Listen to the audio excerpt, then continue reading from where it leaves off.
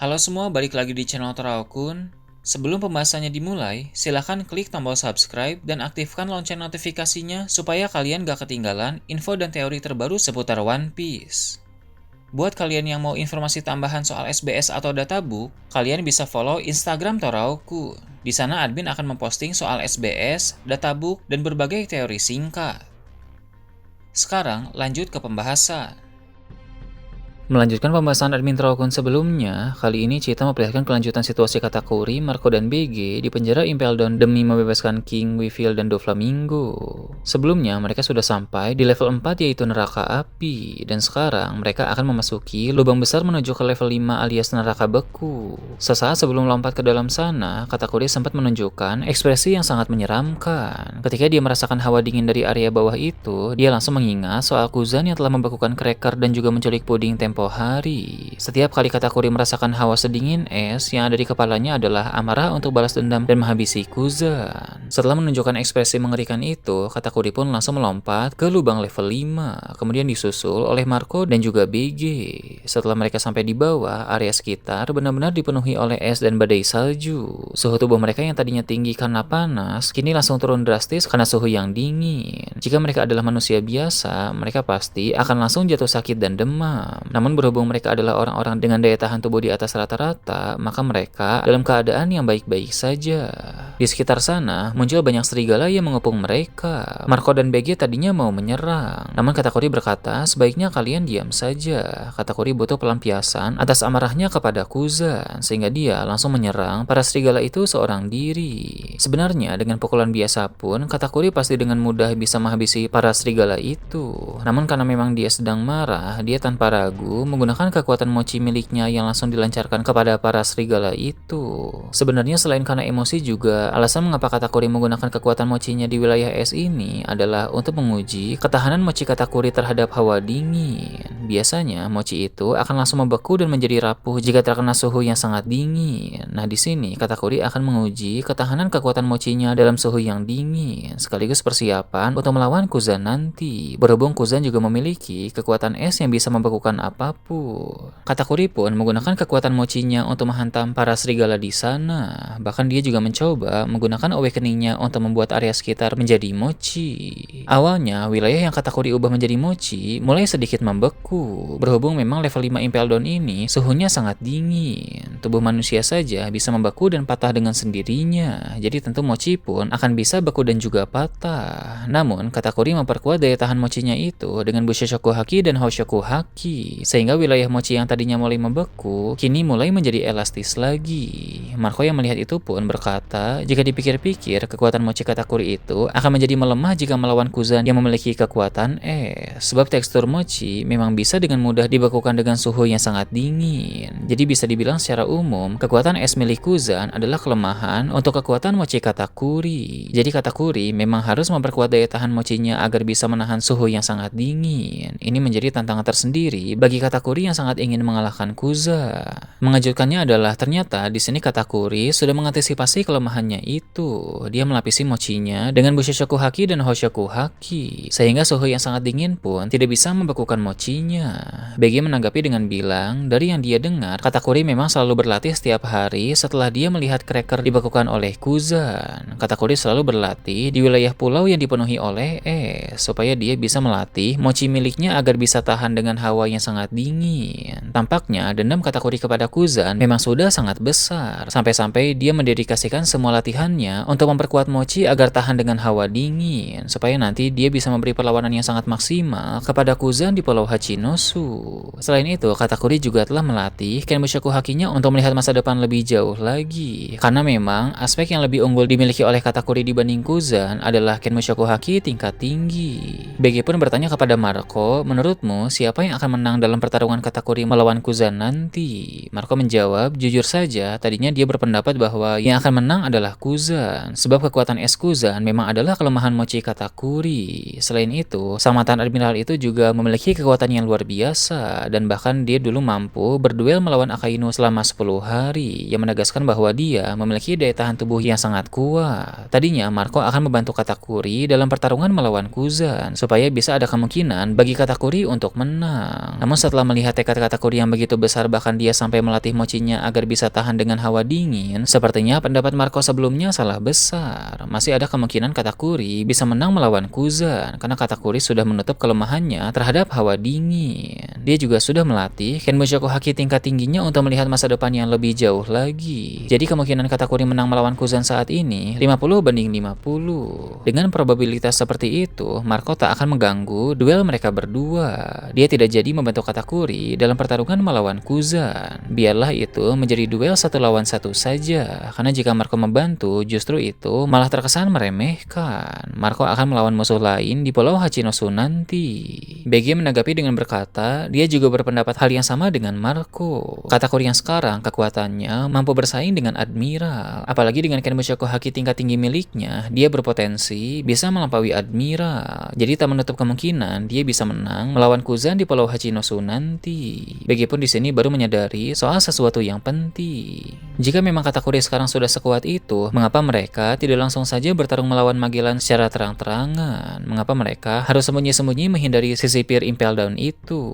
Marco menjawab, ini bukan masalah soal kuat atau tidak, tapi racun Magellan itu memang mutlak sangat mematikan. Kalau dari segi haki dan skill bertarung, Katakuri jelas jauh di atas Magellan. Namun masalahnya di sini adalah racun Magellan itu tidak bisa ditahan dengan apapun. Sekali saja terkena racun itu, maka tubuh orang tersebut akan langsung sekarat. Api biru Marco saja tidak bisa menyembuhkan orang yang terkena racun Magellan itu. Jadi memang sangat berbahaya melawan Magellan tanpa memiliki penawar racunnya. Marco pernah mendengar dari Ivankov bahwa dulu ketika Luffy terkena racun Magellan, kondisi tubuhnya langsung sangat kritis. Kondisi Luffy langsung sekarat sehingga Ivankov terpaksa menggunakan teknik Emporio Chio Hormone untuk menyembuhkan racun Magellan yang ada di tubuh Luffy. Luffy memang bisa sembuh, tapi jatah umurnya berkurang selama 10 tahun. Saking mematikannya racun Magellan sampai bisa memakan jatah umur seseorang selama 10 tahun. Jadi menurut Marco memang terlalu beresiko untuk bertarung langsung melawan Magellan, sehingga langkah paling tepat adalah dengan menghindarinya. BG baru tahu soal fakta mengerikan itu sehingga dia pun setuju dengan rencana Marco. Setelah itu, Katakuri pun telah selesai membereskan semua hewan buas yang ada di tempat itu. Katakuri juga telah mengubah area sekitar menjadi mochi dan mempertahankan mochi itu supaya tidak beku. Dengan begitu, kini mereka bertiga pun bisa berjalan dengan santai tanpa terlalu kedinginan. Marco bertanya kepada Katakuri, apakah amarahmu sudah tersalurkan? Katakuri menanggapi dengan bilang, diam atau aku akan membunuhmu. Dari kejauhan terlihat ada seseorang di tempat itu. Tadinya Katakuri ingin menyerang, tapi Marco berkata jangan dulu. Siapa tahu orang itu bisa membantu menunjukkan jalan. Sepertinya orang yang ada di kejauhan itu adalah orang-orang yang tinggal di level 5,5 Impel Down. Entah itu Bone Clay atau mungkin orang lain yang memang tinggal di sana juga. Sepertinya setelah ini akan ada pertemuan yang sangat menarik. Berpindah ke tempat lain yang jauh dari sana, pertempuran di Pulau Hachinosu akan kembali mendapat sorotan. Pertarungan Mihawk melawan Shiryu sudah mencapai puncaknya, di mana mereka berdua saling serang dengan kecepatan tinggi. Di sini Mihawk membuktikan bahwa dia juga bisa bertarung dengan kecepatan tinggi, walau dia memakai pedang yang lebih besar dari ukuran pedang katana. Sebab pedang Yoru milik Mihawk memiliki desain yang mirip dengan pedang Eropa, berbeda dengan pedang Jepang yang terbilang lebih kecil. Shiryu pun benar-benar bertarung dengan sekuat tenaga. Dia manfaatkan dengan sangat baik khasiat dari ramuan Dokyu yang memberinya peningkatan kekuatan, kecepatan, stamina, dan daya tahan tubuh. Aksi saling serang secara bertubi-tubi dari dua pendekar pedang ini menghasilkan kehancuran di lingkungan sekitar, baik efek kehancuran karena dampak serangan destruktif maupun dampak serangan tajam yang memotong. Setelah mereka saling serang cukup lama di sana, pada akhirnya Mihawk mendapatkan momentum untuk memakai suatu teknik serangan kegelapan yang membuat Shiryu terhempas dan juga tumbang. Untung saja Shiryu sempat menakis serangan itu dengan pedang berlapis Bushishoku Haki, sehingga tubuhnya tidak menerima dampak 100% dari jurus Mihawk itu. Jadi walau Shiryu memang sudah kalah, tapi dia masih bisa bertahan hidup. Van Ogun yang sedang bertarung melawan Ben Beckman pun memutuskan untuk mundur memakai teknik teleportasi. Jika dia terus lanjut, maka Ben Beckman pun pasti akan bisa mengalahkannya.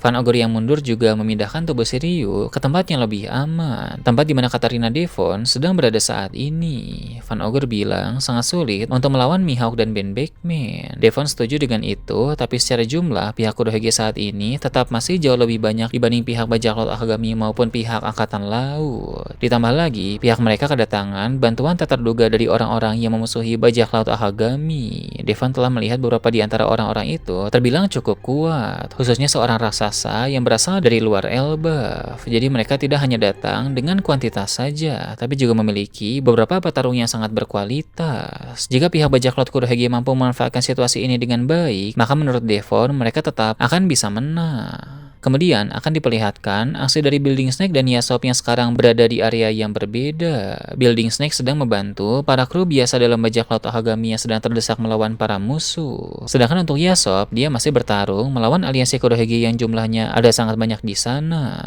Yasop mampu unggul dalam pertarungan itu karena dia tahu cara bertarung dengan baik dalam menghadapi musuh yang berjumlah banyak. Lalu di area yang berbeda, ada Hongo, Bong Punch, dan Lakiru yang telah berhasil mengalahkan 10 anggota unit rahasia pengguna kekuatan buah iblis dari bajak laut Kurohige. Para anggota unit ini telah mengonsumsi ramuan Dokyu untuk memperkuat diri masing-masing, tapi mereka tetap kalah di tangan para kru inti bajak laut Akagami. Para kru inti Sangs di sana pun langsung membagi tugas masing-masing. Hongo akan membantu para kru biasa melawan para bajak laut yang baru berdatangan, sama seperti yang dilakukan oleh Building Snake sekarang ini. Bong Punch dan Monster akan menghadapi aliansi Kurohige. Mereka tidak bisa terlalu fokus kepada para bajak laut yang baru berdatangan itu, sebab para aliansi Kurohige di Pulau Hachinosu ini juga jumlahnya masih sangat banyak dan juga cukup merepotkan. Sedangkan untuk Lakiru, dia akan pergi ke tengah pulau untuk membantu Sangs di sana, sebab di tengah pulau sang kapten mereka itu tengah berhadapan dengan dua musuh kuat sekaligus, yaitu Kurohige dan juga Barbel sang bajak laut legendaris. Mereka pun segera berpencar untuk melaksanakan tugas masing-masing. Namun saat Lakiru mulai mendekati area tengah kota, Sangs bisa merasakan itu. Sangs pun mulai memakai teknik unik dari Kenmushoku Hakinya untuk berbicara melalui telepati ke dalam kepala Lakiru. Sangs bilang walau dia memang cukup kesulitan, tapi dia masih bisa menangani situasi ini. Jadi Lakiru tak perlu membantunya untuk sekarang ini. Lebih baik Lakiru pergi saja melawan para musuh lain dan membantu rekan-rekan mereka yang lebih membutuhkan. Lakiru pun sama sekali tidak meragukan perkataan dari kaptennya itu. Jika Sangs bilang dia masih mampu dan meminta Lakiru melakukan hal yang lain, maka Lakiru akan melakukan hal tersebut. Lakiru pun tidak jadi pergi ke area tengah kota. Sementara itu, kapten raksasa dari luar Elbaf yang merupakan musuh kuat bajak laut Akagami yang baru datang ke Pulau Hachinosu itu pun mulai memasuki pulau itu semakin dalam. Dia mengalahkan para musuh yang menghalangi jalannya, tak peduli mereka dari bajak laut Akagami maupun dari para marinir. Kekuatan yang dia miliki memang terbilang sangat besar. Dari kejauhan, Lemjus melihat aksi dari orang tersebut. Dia sebenarnya ingin datang ke sana dan melawannya, tapi itu bukanlah langkah yang tepat untuk saat ini, sebab Lemjus masih harus melindungi kapal Red Force milik bajak laut Akagami yang berkali-kali menjadi incaran para musuh. Jika dia meninggalkan kapal itu kepada para kru biasa, maka mereka akan kerepotan jika musuh kuat menyerang kapal itu lagi. Jadi mau tidak mau, Lemjus masih harus menjaga kapal.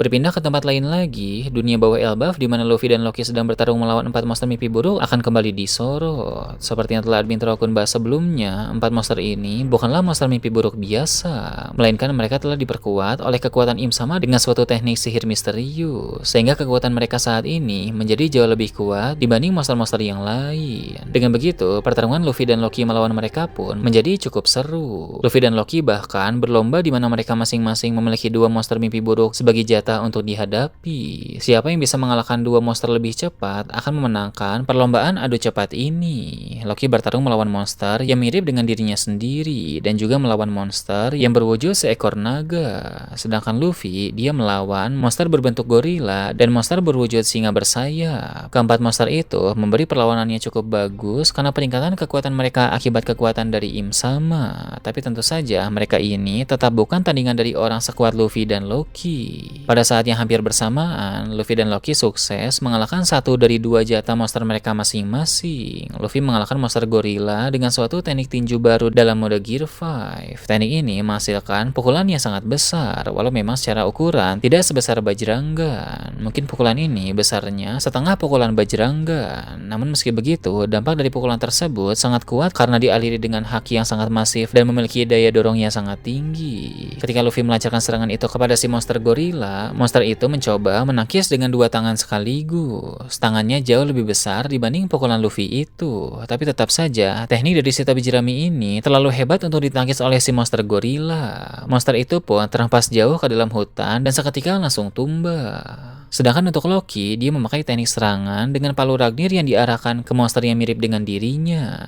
Serangan dari palu Ragnir itu menghasilkan pancaran petir dan haki kuat secara bersamaan, sehingga muncul dua macam petir di sana, yaitu petir biasa dan juga petir hitam. Serangan tersebut pun membuat monster itu terlempar jauh dan langsung kalah. Dengan begitu, kini tersisa masing-masing satu monster untuk dihadapi oleh Luffy dan juga Loki, yaitu monster singa bersayap dan juga monster naga. Tentu mereka akan mampu untuk menang melawan dua monster yang telah diperkuat oleh Im Sama itu. Tapi yang menjadi pertanyaan menarik di sini adalah siapa yang akan menang dalam perlombaan ini, sebab mereka berdua sedang berlomba siapa yang lebih cepat bisa menang. Ketika Luffy dan Loki mengalahkan dua monster tadi sampai membuat mereka terhempas jauh ke dalam hutan, orang-orang di lift kapal pun melihat itu dan langsung bereaksi. Zoro dan Sanji tersenyum karena melihat kemampuan dari kapten mereka itu. Sanji berkata, sepertinya Luffy telah semakin berkembang. Zoro pun merespon dengan bilang, memang sudah sepantasnya begitu untuk orang yang akan menjadi Raja Bajak Laut. Hajurin dan para krunya juga terpukau dengan aksi Luffy. Hajurin bilang, menjadi aliansi Luffy mungkin adalah keputusan terbaik yang pernah dia ambil dalam karirnya sebagai seorang bajak laut.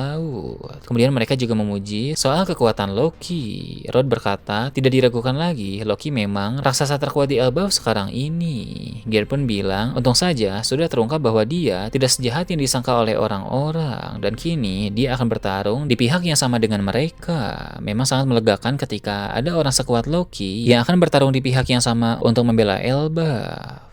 Beralih ke tempat lain, Fujitora yang sedang berada di salah satu markas cabang angkatan laut masih menanti kabar terbaru dari Akainu. Sebelumnya, Fujitora sudah membereskan masalah di sana dan melaporkannya melalui Denden Mushi. Akainu pun meminta Fujitora untuk tetap di sana dan menunggu kabar selanjutnya, karena tim intel angkatan laut mengetahui ada dalang utama di balik serangan-serangan ke banyak markas cabang itu. Setelah menunggu beberapa saat, Fujitora pun akhirnya dihubungi lagi oleh Akainu. Akainu bilang tim intel telah mengetahui siapa dalang utama di balik penyerangan itu. Kebetulan, lokasi tempat dalang utama itu berada tidak terlalu jauh dari markas cabang tempat Fujitora saat ini. Dalang utama dari berbagai serangan itu pun dikenal dengan julukan Kaisar Bayangan dari dunia bawah. Akainu meminta Fujitora untuk berhati-hati, karena belum banyak informasi yang diketahui tentang kekuatan dari orang ini. Namun yang jelas, orang ini pasti sangat kuat atau memiliki pengaruh yang sangat besar, karena dia memiliki julukan Kaisar Bayangan dunia bawah. Nah itu tadi berbagai hal menarik pada pembahasan channel Taraokun kali ini. Gimana menurut kalian? Silahkan tulis di kolom komentar di bawah. Oke, segitu aja untuk pembahasan kali ini. Jangan lupa like, share, dan subscribe untuk video menarik selanjutnya. Gue Taraokun, Shambles.